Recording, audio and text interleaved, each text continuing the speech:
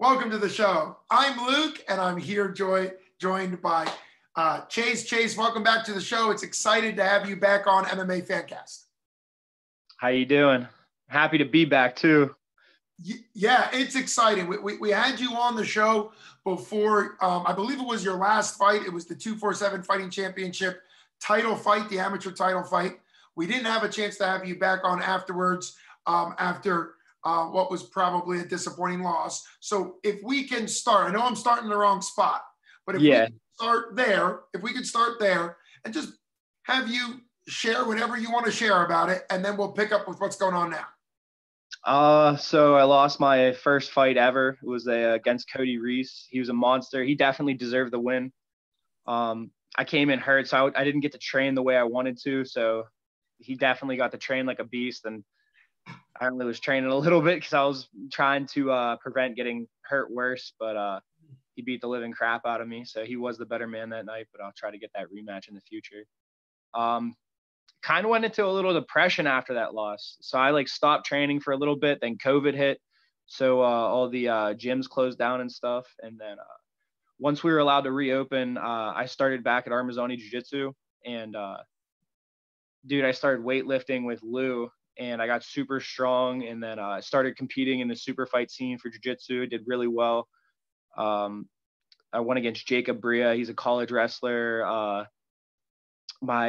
had a super fight at Lou's because Lou hosted super fights. Why can't I remember? Justin Michael. I ended up beating him by decision. He's a monster. He's a brown belt. I think he won King of the Mat. So basically been on a hot streak in the jiu-jitsu scene, and I'm just coming back to make my presence known in the MMA world again. Yeah. Chase, you brought up something that I want to park on a little bit, and it's more just to encourage everybody that hears this, whether they're a fighter or not, that emotional things, whether we think of it as mental health or we just think of it as having a good day or a bad day, emotional things really is a huge part of how we live. And it's okay to be disappointed and sad when something big doesn't really go the way, you were wanting to go. And I think it's exaggerated in fighting because obviously the highs are really high and the lows are really low, right? Yeah, sure. And a great example of that would be like a Mike Tyson, who still I think is dealing with the emotional ups and downs and some of his issues because it can be really challenging. So what have you learned about yourself, or maybe your coaches or something like that? What have you learned since November when you had your loss and things got weird? The loss and then COVID. And what did you learn about what makes you healthy? So really after that, I just started to climb out of that hole. I just started to focus on myself. I started lifting, like I said, with Lou and training. We did a little, what was it? The Prohibition Jiu-Jitsu, if you know what I mean? So yeah. Got back at it early. Well, I had an advantage because most gyms were closed and we kind of did a little training before we were allowed to open up, but had that little jump start, and then just started lifting, man, and just fell in love with lifting, and I started running long distances and just started getting in real good shape. And then it was just focusing on myself that got me out of the hole. Sure. And a big part of that, just from the emotional health side, is focusing on yourself and focusing on what you can control. One of the challenges in a fight is there are going to be things that you can't always fully control. You can control what you do, but obviously there's an opponent in there doing what his game plan is. And in life, particularly with pandemics, right? And that's a whole thing, but with pandemics, the world got focused on what somebody couldn't do. But I think a lot of people benefited from focusing on what they could do. Like you said, going on runs, just doing anything that's your choice in a pandemic increases the focus on what you can do and decreases the focus on what you can't do. So that sounds like a healthy recovery process. Now, you've mentioned weightlifting, and I've seen some of the photos because you posted some photos on Facebook. So when you get into weightlifting, how is that going to relate to your weight? Because you're still fighting at 70, right? Yep. I definitely put on a little bit weight, bulked up a little bit, but it's no problem. Actually, I feel my weight cut is going really well right now. I'm low. So it didn't really affect anything. I just got super, super strong and way better looking. Well, the beard is way better on point than the last time I saw you. I'm just saying that is glorious. So one beard guy to another, that looks great. And of course, you're getting more handsome with your age, of course. You are still young. I remember having that discussion, and both you and your previous opponent both talked about being young and kind of both were undefeated. And, you know, obviously you both knew that you need these type of matchups in the regional, and you have another matchup like that coming up with a guy that's only lost once and you've only lost once. So another very high level. So let's start looking into the November fight that's coming up. This is for 247 Fighting Championships, which are having fights the day before Thanksgiving, which is the 25th, and then the Saturday after Thanksgiving. So talk to us about your opponent, and then I'll talk to you about the whole process of getting on that card. I'm fighting Brogan Endres. He's 5 wins, 1 loss. He's a complete monster. He has wins over Damone Hawkins, Braden Liggett, and Darren Williams, which are some pretty big local guys in the 170-pound division in Ohio and PA. I know he's a black belt in judo. I think he might have wrestled in college. So he's definitely the biggest threat I've ever faced as from like a grappler, because I'm usually used to grappling strikers, and this is the first time I've really fought a grappler since my debut. So. Gotcha. Yeah. Well, one of the things is you've mentioned getting back to your jiu-jitsu roots and, you know, really enjoying that. And it sounds like you had a couple wins, which is good for confidence. I think it'd be very challenging in the MMA world because even at the pro level or amateur level, you really don't fight that often in MMA. But in the kickboxing, boxing, Muay Thai, jiu-jitsu world, people tend to take fights more often. So every weekend. Yeah, they do. So is it something you want as you continue to do MMA after this fight? Is it something you would want to keep doing? Maybe start getting into more jiu-jitsu tournaments or even more potential Muay Thai, things like that, to stay busy, because the MMA stuff really happens only maybe 3 times a year, 4 times a year. Probably more into super fights for jiu-jitsu, not as much Muay Thai and kickboxing and boxing. I love this one promotion. It's called Fight to Win. They come to Pittsburgh like once or twice a year for super fights for jiu-jitsu. I was on it last year. Super well run promotion. But yeah, definitely I'll try to look to make a name in the grappling world too, because grappling's the new sport, you know what I mean? It's coming up and it's getting real popular. So I'll try to do what Gilbert Burns does and dominate the grappling scene and the MMA scene around Pittsburgh. So kind of brought up a better name than doing that, right? Because it's still very valuable in MMA to get your name built somehow. Some people do it in the actual MMA cage, but some people bring it in through other things like DC Cormier and others with the wrestling, or I'm still thinking of Wonder Boy Thompson. Street fighting. Yeah, Cambridge's probably the most ridiculous, right? With street fighting, but obviously Josh Thompson with Wonder Boy. Yeah, Stephen Wonder Boy Thompson with his supposedly undefeated kickboxing or karate background. I mean, that was something. So it's always good to create your name. And obviously brought up Gilbert Burns. What do you think makes Gilbert Burns the monster he is, transitioning from the jiu-jitsu world to the MMA world? Probably his move to Hard Knocks MMA. I think it's called Hard Knocks. It's an MMA camp down in Florida. Okay. They're beasts down there, man. They're just all elks, man. Some of my boys get to go down there and train, and I see all these stories they put on their Snapchats and then their Instagram stories. There's just a bunch of elks walking around. Yeah. Well, talk about your gym. You already mentioned it, but talk about how it is to train with that coach and those teammates. And are any of your teammates fighting on either of these cards in November? I ended up switching my camp to the Academy with Commonworthy and Dave Satch. Yeah. I love it. I'm working with John DeJesus, Justin Patton, Jake Schilling, Calm himself, Dave. All their students are killing it too. I love everybody there. They welcome me with like open arms. So I already felt a part of the team when I got there. It's sick though. I think we have 2 other fighters on the card, Justin Patton for sure fighting. And I don't know the other kid that well yet. I think his name is Brandon, but I got to see him in practice. He's a beast. You know, when you were listening through those names there, that the Academy has been, and it's just growing even more into a who's who. Obviously, John DeJesus has an incredible fight coming up for Bellator against Aaron Pico, which I had him on the show. I had John on the show to talk about that fight. And of course, he's excited because nobody's going to be watching it for him. They're going to be all watching it for Aaron because Aaron's got the hype train, but they're going to see him perform. Really?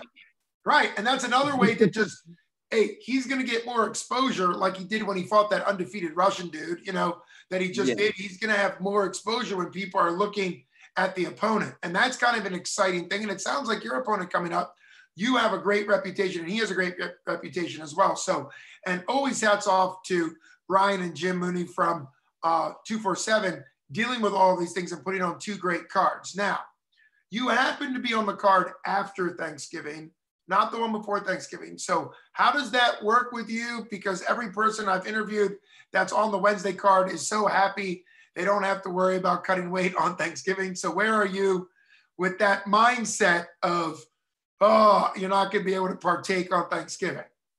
It doesn't really bother me because every year I usually fight around this time. So I never really get to have Thanksgiving or celebrate my birthday. So it's just kind of used to it by now. And then I pig out after. Okay, well, that's good. And your birthday is it on your fight or just very close to it? The 11th. The 11th, right. So it's a little bit before. Actually, that's this Wednesday. So that's exciting. And on Veterans Day. So it's always on Veterans Day. So thanks to everyone who has served the armed forces. We're grateful to you. And so happy Veterans Day, everybody coming up on Veterans Day. And happy birthday to you. You are turning what age this week? 22. 22, yeah. So like we talked last time, you're still very young. And what was your first experience with jiu-jitsu? And I know we're jumping back now, but I'm guessing you were a teenager. What got you into it and what was that like for you? 14 or 15 years old, I think. And I got picked on growing up. So like I didn't I just had to find something. And eventually my cousin started watching Joe Rogan. We started talking about jiu-jitsu. I found a place. And then I started training, I think, 14 or 15 years old. But, I've loved it ever since. It's just my lifestyle now. So it's the only thing that, that I can really just get lost in and just do forever. Like I can do jiu-jitsu for 24 hours straight, no stop, no break. It's just. Speaking of that, have you gotten into any sub-only competitions? Not that I know about. I know I'm going to ADCCs in, I think, February, unless it was moved. I'm not 100% sure to talk to my coaches about it. But yeah, it's a tough time with COVID and social distancing. You can't really socially distance in jiu-jitsu. So, but yeah, I mean, when you were mentioning that you love jiu-jitsu and you could go all day, I think I'm not trying to offend jiu-jitsu people because some will say it's got to be the gi, but I think the most traditional is gi sub only, right? Like unlimited time gi, right? That's what I have been led to believe. No gi and gi are like both famous. It's there's tons of different rule sets. There's EBI, like ADCC, and then it all depends if you have a gi or no gi on, depending. Like in gi, you can't reap or heel hook, which the IBJJF supposedly switching that soon, which is it's another rule set base. There's tons of rule sets. There's tons of different stuff you can do. There's even combat jiu-jitsu now where you can slap people while you're doing jiu-jitsu. Oh wow!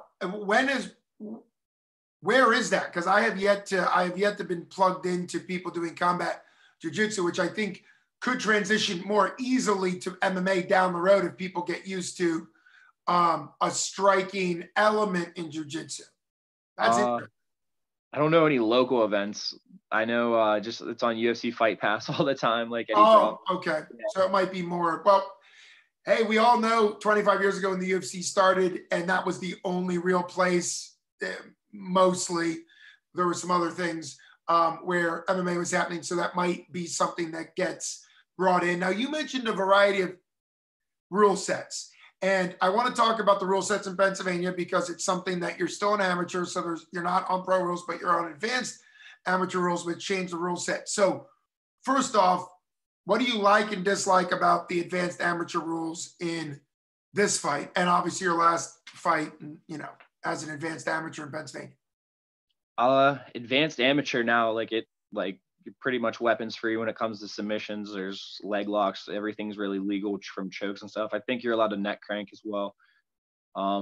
so I do love the advanced amateur rules. The only thing I dislike about the advanced amateurs, you're not allowed to elbow to the head yet on the ground or standing. Knees to the head, obviously, and kicks. I've been training with Kama and De Jesus, man, and they'd be kicking me in the head, and it's like now I want to start kicking people in the head too. So, but I do like the advanced rules, but I do want to go pro here soon. So, yeah, and talking about that, we had some people on that train with pros, and they're an amateur level, and I think it is good. Shout out to those guys. Obviously, they're at the highest that you can get in pros, Bellator and UFC. And the Academy, Pittsburgh Academy, is big for Pittsburgh. It's also big for 247 Fighting Championships. I think they'll always have people from that gym on. That's a big support. But what's it like, even though you're going to be in a limited rule set, what's it like training in a more unlimited rule set? Like, what's it like knowing that you can defend head kicks and that you're more well-rounded than just amateur rules? I don't know. I just feel safer when I can throw all my weapons. That's it. Like I just feel safe. Like Justin Gaethje, like my best defense is my offense. You know what I mean? So, yeah, I just like being able to throw stuff, but, yeah, I don't really feel any different. I just feel in danger the whole time I'm in there. I'm just trying not to get knocked out. So, yeah, that brings up a really interesting point, because when you ask somebody about head kicks, and in advanced amateur, head kicks are still not allowed, knees to the face still not allowed, elbows aren't allowed, you would think people would say, oh, I feel safer. But I agree with you that in a combat sense, if they're taking away weapons from your opponent, they're also taking away weapons from you. And that's kind of obviously how you see it. Now, you mentioned pro, you're giving yourself another high-level ranked amateur opponent. I mean, really high-end guys back-to-back here. And obviously, you've said before on this show that you do want to go pro. Are you looking for a certain performance in November? Are you looking for a certain number of fights? Or is it a private discussion with you and your coach, which would be cool if that's what you want to say? Private discussion with my coach. Private discussion. Sure. Yeah. But sure. Yeah, I'm going to take a couple more amateur fights for sure, because I've had a long layoff. It's been almost it'll be a year, I think, since I've fought. So it's, I just want to get back in there and get comfortable, and yeah. Well, that's wise, particularly because you also recently changed gyms, and it's good that you've got the Academy guys around you. Shout out to Kama and the Academy. I love everybody there. They're great. Huge shout out to them. Yeah. It's good camaraderie. It's like a brotherhood, so it's dope. It is. It's good. I know Coach Dave, the boxing coach, recently had a woman make her debut in boxing, pro boxing, and got a win. Which do you train with her at all, or? I don't, but I've watched her train, and she's very scary. She's definitely dangerous. She spars with the guys too, so she takes us out. So I've never sparred with her. I watched her spar with a couple of the guys, and I was kind of shook. So I just went to the junior varsity side of the gym to spar. So she's a beast. I think that's an exciting part about gyms and people that don't either train in a gym or get to a gym that's a fight gym. We're not talking like an LA fitness gym. We're talking about a fight gym, is that there's that camaraderie, but then there's also, if anybody's doing well in the gym, even if it's not an MMA, it's boxing or whatever, it helps the whole gym atmosphere, right? Oh, yeah. And what's that like when anybody's good at anything, it kind of brings the gym up? Oh, it's for sure. When Tika won, dude, I was ecstatic. She's a monster. But really, we haven't had many fights coming up. We haven't had any fights really since I've been there. But now that everybody's announced to fight, John versus Pico, Schilling, I think, has a fight coming up. Justin Patton, I think Brandon and I, we're all grinding off each other and learning and just sharing skills and just really just trying to sharpen each other up for the fights in November, late November here. Absolutely. And given definitely a lot of morale on the side with Kama in the gym and John taking big fights and just everybody pushing each other. It's great. Yeah, absolutely. I mean, I remember I started doing MMA Fancast just a little, I guess it's a year and a half ago now. And John and Kama both said it on this show, that they felt like they were being overlooked in the regional scene, which they were. 247 gave them the opportunity, both of them, to become champs, and that really helped because that was kind of the launching pad for them. But it is always surprising on the regional level that you can have monsters like Kama, pretty much undiscovered, John DeJesus, pretty much undiscovered, or even you, not yet pro. And what's it like knowing when you train with these high-level guys, knowing that it took a while for them to make it, but when they did, it happened like literally overnight? There's that one video of Kama right after I think he fought Devontae, knocked him out 247, republished it. Everybody had it up. Yep. He basically talks about riding your dreams into the ground. And, for like a young kid like me, like this is a big sport. It's a tough sport. Like anything could happen. Like my leg could snap tomorrow and like I couldn't be able to fight tomorrow. Yeah. But when he talks to us, he motivates us. Like right after class, like we'll do sparring, and then he puts us through a workout. And then Dave, or one of the head guys, like one of the senior coaches, like John, Jake, Justin, Kama, Dave, they're all, or Chris Williams, they'll give us like a speech, you know what I mean? Like just to keep us confident and like, just like let us know that they're always going to be there for us no matter what. And kind of don't worry about the outcome, just have fun in the process and make the process fun. So I think making the process, guys like them, making the process fun is a great mindset to have. What do you do day job wise, given the fact that you're still young and you're not pro yet? So I'm curious always how people juggle their schedules. I'm a bouncer at a bar, a local bar called Whiskey Rhythm. Shout out to them too. They're great. Brian and Ace. Great wings. We have the best wings in the area. I don't care what anybody says. So, there it is. Give them a shout out. Given COVID, how has that impacted your actual job since March? Because the bar bouncing scene has to have changed a little bit since COVID. It's pretty rough because sometimes we only can have certain numbers, certain days, and it just all depends on what the restrictions are.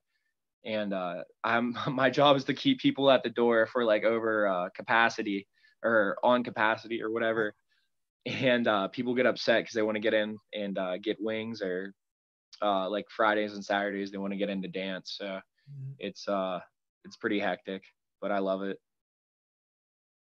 It's always nice when you can, as a fighter, that you can have any job, no matter what it is. John DeJesus, as you know, but I love to give him a shout out, is a professional arborist, is up in trees all the time. We've even talked on this show about how he uses his tree work, his manual labor and tree work to stay in shape, because that's how he conditions. And he's fighting for Bellator, and he's still climbing trees. So shout out to everybody that's kind of dual employed, but also, like you mentioned, the employers that are giving you the opportunity to still have a job while you train. So do you do most of your training daytime? Is that how you do it? Or I just schedule it around work, but my work, like shout out again to Brian and Ace, they always work with me. Whatever I need, they help me with everything. They also sponsor me for the fight, so shout out to them again. Give the name.